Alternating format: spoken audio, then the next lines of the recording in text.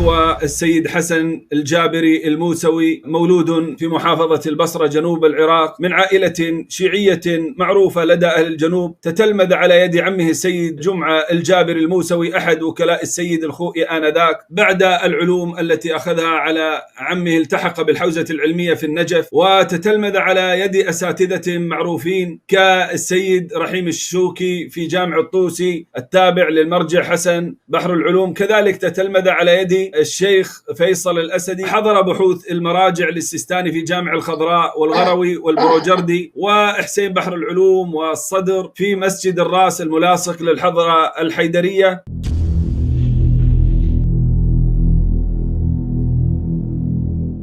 أنا أختصر إجابتي بكلمة واحدة، أقول يكفي إنهم مبشرين بالجنة. أما القرآن نص على ذلك، ونص القرآن صريح ولا جدال في النص أن الله تعالى رضي عنهم ورضوا عنه. هاي مسألة من المسلمات في عقيدتي وفي تفكيري، فأقول يكفي إنهم مبشرين بالجنة. من آمن بهذه العقيدة أنا أقول لقد نجا، ومن بقي على هذه العقيدة الفاسدة سيحاسب أمام الله سبحانه وتعالى. الذي ينكر فضل الصحابة على المسلمين ينكر فضل أمه الذي حملته. الله أكبر.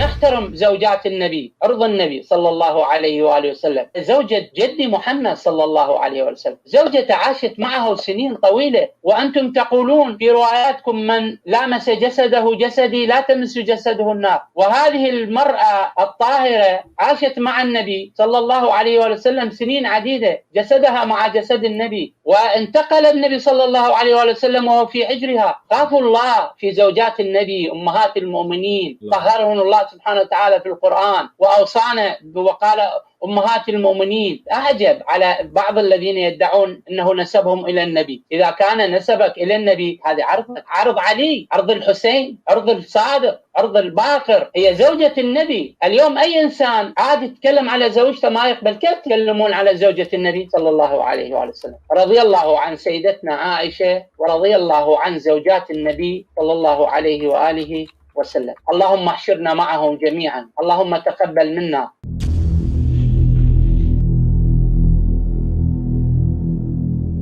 في بيعة الغدير عندما رفع النبي صلى الله عليه وآله وسلم يد الإمام علي عليه السلام وقال من كنت مولاه فعلي مولاه، اللهم والي من والاه وعادي من عاداه وانصر من نصره واخذل من خذله. وهذه الواقعة موجودة لا يختلف عليها المسلمين. لكن المقصود هنا في الولاية، أي ولاية؟ يعني هل الولاية المعنوية الروحية أم الولاية الخلافة، يعني الخلافة الحاكمة؟ لأن لو أراد النبي صلى الله عليه وآله وسلم أن يبين للناس أو يقول إن عليا خليفتي من بعدي لذكر ذلك. هل كان النبي يخشى أحد أو يخاف من أحد؟ بدل من أن يقول عفوا من كنت مولاه فعلي مولاه، يقول هذا علي أنا مودعكم وهذه حجة الوداع وأنا أنصب عليا خليفة من بعدي، لانتهى الأمر. لكن قال من كنت مولاه فعلي مولاه. وأول من هنأه سيدنا عمر رضي الله عنه، قال بخ بخ يا علي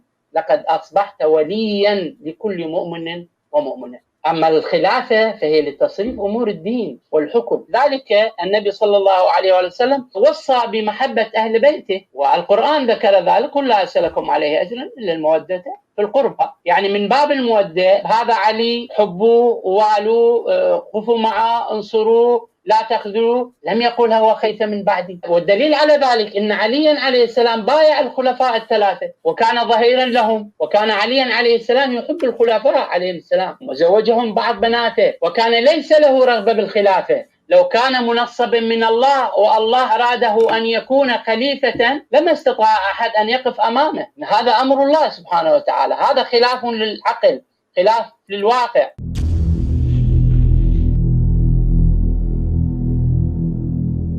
موضوع المهدي موضوع مهم جدا، وهو يعتبر من أصول عقائد الشيعة. الإمام المهدي ما وصلت إليه في البحث سنين طويلة تقريبا أنا أبحث عن هذا الموضوع المهم الذي بنيت عليه عقائد أخرى، والذي تسبب من خلال هذا الموضوع إراقة دماء بالملايين البشر الأبرياء المسلمين الذين يشهدون لا إله إلا الله محمد رسول الله. المهدي يولد آخر الزمان وليس مولودا وغاب عن أنظار الناس كما يدعي البعض من فقهاء الفرس. أما تلك الكتب والمجلدات التي ألفت عن الإمام المهدي عليه السلام تعد كتبا استهلاكية، لأن النبي صلى الله عليه وآله وسلم لم يذكر التفاصيل مثل ما موجودة في بطون تلك الكتب. أما الذي قيل إنه يأتي بالقرآن الصحيح وليس القرآن الذي بين أيدينا فهي كذبة مجوسية يهودية المراد بها إبعاد المسلمين عن القرآن الكريم. لذا ترى أن القرآن في الحوزات العلمية معطل، يعني لا يذكر إلا قليلا ولا يحفظ لطلبة الحوزة. بعدين أخي الشيخ فراد المهدي لم يره أحد ولم يصرح به الإمام الحسن العسكري وقال هذا ولدي فاتبعوه إنه خليفتي من بعدي. بعد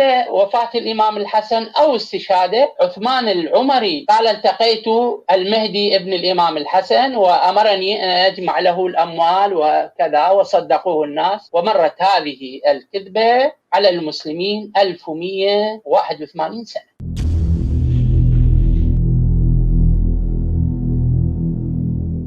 أنا شخصيا لا أؤمن بالخمس. المشكلة هم عندهم فهم خاطئ للقرآن الكريم. الخمس يدفع في وقت القتال وهو الغنيمة كما نص عليه القرآن الكريم: واعلموا إنما غنمتم من شيء فإن لله خمسه وللرسول ولذي القربى واليتامى والمساكين وابن السبيل إن كنتم آمنتم بالله وما أنزلنا على عبدنا يوم الفرقان يوم التقى الجمعان والله على كل شيء قدير. يعني وقت الحرب، هاي في سورة الأنفال واضحة. وقت الحرب عندما يستطيع المسلمين في الفتوحات أن يحصلوا على مواد وأموال، خصصت هذه الغنيمة لبعض الفئات التي ذكرناها. أكثر المراجع اليوم يقول لك لا، نعم، هذه الآية في سورة الأنفال هي تخص الغنيمة في القتال. طيب، تقول له من أين أتيتم أن الخمس هو يدفع من الكسب،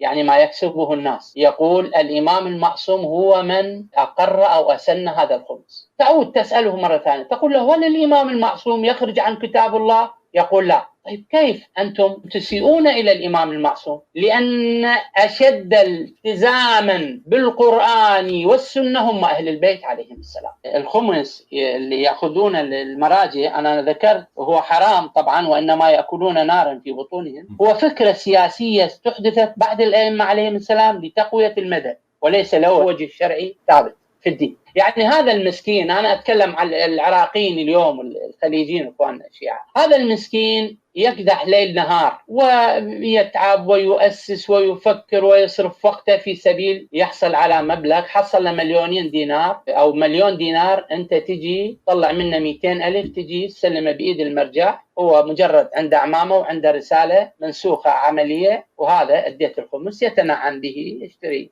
السيارات والفلل والأمور الأخرى، يعطي بعض الفتات إلى بعض الطلبة وبعض المحتاجين. هذا الحرام بعينه.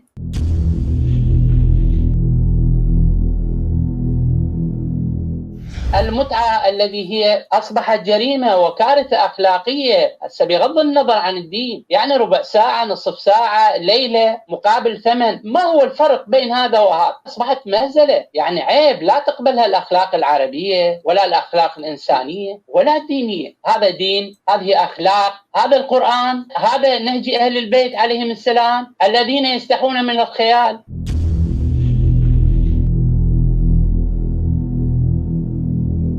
يعني الموروث الشيعي هو وصلنا من الأحبار، يعني من موروث يهودي ومجوسي وبوذي ونصراني. لذلك نشوف طقوس الشيعة مختلفة، يعني يوميا تظهر لنا بدعة من هذه البدع التي يريدون بها القضاء على الإسلام وتشويه صورة الإسلام الحقيقي. لا تنسوا الإعجاب بالفيديو والاشتراك في القناة.